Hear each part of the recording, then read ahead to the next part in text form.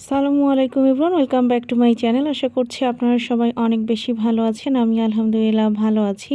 আমার আজকের ভিডিওটা শবে বরাতের একটা ভিডিও। আসলে যখন ছোটবেলায় বাড়িতে ছিলাম তখন প্রত্যেক বছর শবে বরাতের দিনে মা এই খাবারগুলো রান্না করতো। মানে আজকে আমি যে খাবারগুলো তৈরি করেছি, তো ঢাকাতে আসার পরে হয়তোবা হাতে গোনা আমি দু একবার তৈরি করেছিলাম, এরপরে আর কখনোই তৈরি করা হয়নি। তবে এবার আসলে বাসায় আমি শবে বরাত পালন করেছি জারিফের কথাই ভেবে, যে ও একটু হলেও দেখতে পাক যে ওর মা কিভাবে শবে বরাতটা পালন করছে। তো এখানে সবার প্রথমে আমি ফিরনিটা রান্না করে নিচ্ছিলাম। তো এটার মধ্যে নারকেল, তারপরে খেজুরের গুড় আর এমনি আমি গমের সুজিটা ব্যবহার করেছি। মারা এখানে চালের সুজিটা ব্যবহার করে, তো বাসায় যেহেতু গমের সুজি ছিল তো ওটাই আমি ব্যবহার করেছি। আর এখানে আমি আসলে আগে থেকেই গরুর মাংসটা বের করে ভিজিয়ে রেখেছিলাম। আর আজকে আমি এখানে ১.৫ কেজির মতো গরুর মাংস নিয়েছিলাম, সাথে অনেক বড় একটা নলিও ছিল। তো এখানে দেখতেই পাচ্ছেন আমি অলরেডি গরুর মাংসটাকে বসিয়ে দিয়েছি। আর এদিকে হঠাৎ করেই আমার একটা পার্সেল আসে, তো বাসার নিচ থেকে গিয়ে আমি পার্সেলটা নিয়ে আসি। তো এখানে আমি আসলে একটা সিঙ্গেল কুর্তি টাইপের অর্ডার করেছিলাম। এটা একদমই কটনের, বাসায় পরার জন্যই মূলত আমি এটা অর্ডার করেছি।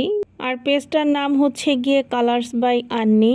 আপুদের প্রত্যেকটা ড্রেসের কোয়ালিটি অনেক অনেক ভালো থাকে এবং কাপড়গুলো একদম অরিজিনাল বেক্সি কটনের।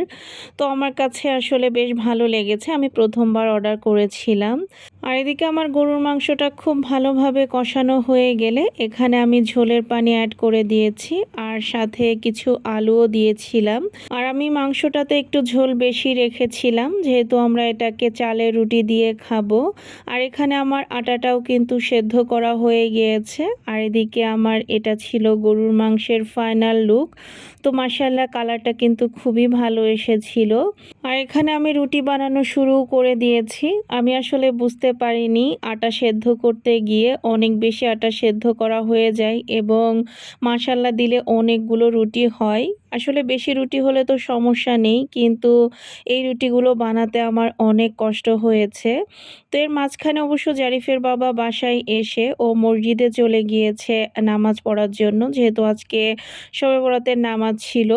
আর এর ফাঁকে আমি আমার হাতের কাজগুলো খুব তাড়াতাড়ি শেষ করে নিচ্ছিলাম, কারণ এখন আসলে শবে বরাতের নামাজ সারা রাত ধরে হয় না, তাড়াতাড়ি শেষ হয়ে যায়। তো জারিফের বাবা 11টার পর চলে আসে, আর ও আসার আগেই আমি টেবিলে খাবারগুলো একদম রেডি করে রেখেছিলাম ঠিক এভাবেই। তো আলহামদুলিল্লাহ আমি এবারে শবে বরাতে যে এই আয়োজনগুলো করতে পেরেছি সেজন্য। আর আমার বাবাটা প্রত্যেকটা আয়োজন দেখে এত বেশি খুশি হয়েছে যেটা বলার বাহিরে। সে সব কিছুই অল্প অল্প করে ট্রাই করেছে, তবে আসলে জারিফ এগুলো এখনও প্রপারলি ওইভাবে খেতে পারে না, যেহেতু ছোট মানুষ। আর এখানে আমাদের নিচে যে ভাইয়াটা আছে ওনাদের জন্য একটু সার্ভ করে নিয়েছিলাম। আর এদিকে জারিফ তো আসলে রুটি খেয়ে ওভাবে রাত কাটাতে পারবে না, তাই এক সাইডে জারিফের জন্য এখানে আমি পোলাও বসিয়ে দিয়েছিলাম, আর এই পাশে গরুর মাংসটাও গরম করতে দিয়েছিলাম। তো জারিফের খাওয়া শেষ হলে আমরা এখানে খেতে বসেছিলাম। আর এই নলিটা আমি আসলে জারিফের বাবাকে দিয়েছিলাম, কিন্তু সে কোনো মতেই নিবে না, জোর করে সে এখানে আমার পাতে তুলে দিয়েছে। তবে অবশ্য আমরা দুজনেই ভাগ করে খেয়েছিলাম। আর মাশাল্লাহ দিলে এর মধ্যে অনেক বেশি ক্যালসিয়াম ছিল। তো আমার আজকের ভিডিওটা আপনাদের কাছে কেমন লাগলো অবশ্যই কিন্তু কমেন্ট করে জানাতে ভুলবেন না। আমার আজকের ভিডিওটা এই পর্যন্তই। সবাই ভালো থাকবেন, সুস্থ থাকবেন, আমাদের জন্য দোয়া করবেন। আল্লাহ হাফেজ।